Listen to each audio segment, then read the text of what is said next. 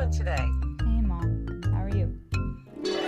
Wonderful. Did you see a movie? I did. Ooh, what'd you see? Moulin Rouge. Oh, isn't that a visual feast? It is. It's beautiful. I love that movie. It's nuts, but I love that movie.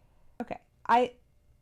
They warned me ahead of time that like the opening there is not the best. There's like a specific sequence that they think is terrible, and Eddie almost walked out of the movie theater from. And then afterwards they loved it, right? So he Okay. sets this up, and I knew because they built it up that I wouldn't think it is as bad as they think, because you know when you build it up like that, that's how Right, that right. does.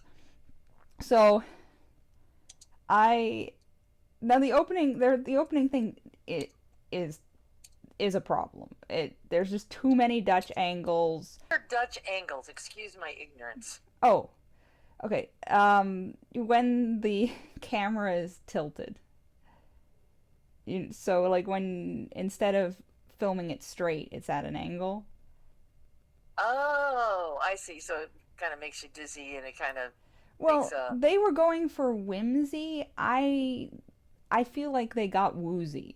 It just it did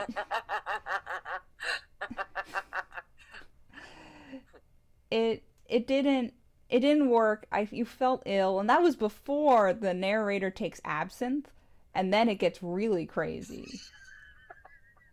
Yeah, Yeah. that whole sequence. That I think the big issue was the angles and they kept cutting to the narrator typing on his typewriter, and that was unnecessary. You've Right. already established that the narrator is writing down a story. You did that in the beginning. You do not need to keep cutting to it. We understand that that's what he's doing. Right. When he narrates, you don't need a visual I for that. guess you needed to see him tearing up. And the acting was fabulous. Oh I yeah, mean, yeah. I was Wasn't Nicole Kidman just amazing in that? well, she was I mean, she just gorgeous and stellar, but I mean, McGregor was the thing that he captivated me. He sold the movie for me. He had this humble, sincere charm where you bought that she could and fall then in love. And of course, the songs were great. I mean, I grew up on Roxanne, because your father likes that movie a lot. He likes the music in that which movie. He says a likes lot it. about that film because Dad is not a musical guy. He's No, not a at musical all. guy. He'd sooner slit his wrist than go see a musical. So I knew it would be good Like because Dad. kill me now. Yeah, no, Dad. The amount of musicals Dad has stamp of approval is very small. It might be that one. It was a wonderful spectacle. I think I was reading that they were very influenced by Bollywood, and Well, and you can tell because all the over-the-top oh yeah, decorations it's is very very Bollywood. Indian I completely see influence, that. Bollywood, and the intense colors, and yeah, Yeah. it's pretty easy to see that. Yeah, Yeah. they apparently the director went to India for a different movie or a different thing he was working on, and he saw Bollywood in the theaters in India and was just so moved by how into it everyone was uh, and how much of a spectacle it was, and wanted to recreate the spirit of that. Which I think he did a good job. It's a spectacle. It's magnificent. Yeah, I mean the songs were great. The spectacle was great. The drama was great. And yet there's a point in the movie where I was taken out, and I never really got back into it. Like I felt my mind drifting, and my heart wasn't Where there. did you go out at? Where'd you go I out at? don't know where specifically. I guess it's hard to pinpoint it. I've been trying to analyze it, and like intellectually, I thought the film was stellar, Yeah. but I didn't feel it. Like I did the which is a problem because that movie's all about emotion, but I was just not I was not emotionally invested. And I've thought about it, and I think it comes down to the fact that they tell you exactly what was going to happen, and then it happened exactly as it said it would. Like, he says in the opening 30 seconds that she's going to die.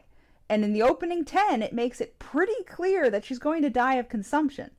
So this entire drama of these two men fighting over her and desiring her and her struggles between her dreams of career and love and all the things that drive the movie are rendered toothless before they even start, because you know it is pointless.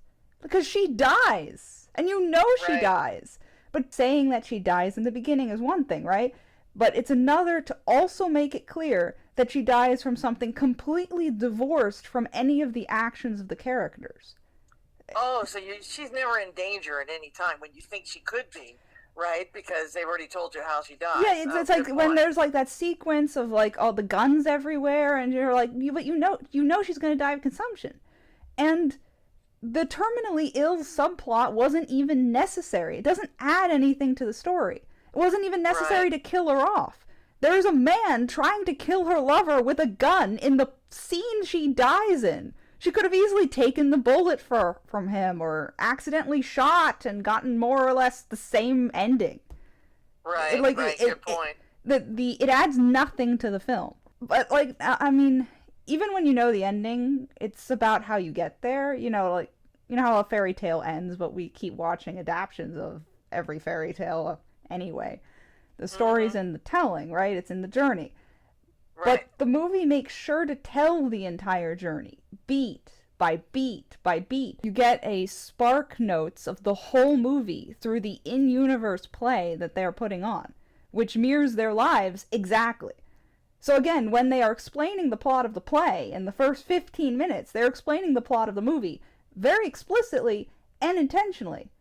And, like, you thought they would pull a twist on the play's plot, like build the audience's expectations through the play, and then show you something, like, more, something deeper. But no, it's more or less one for one.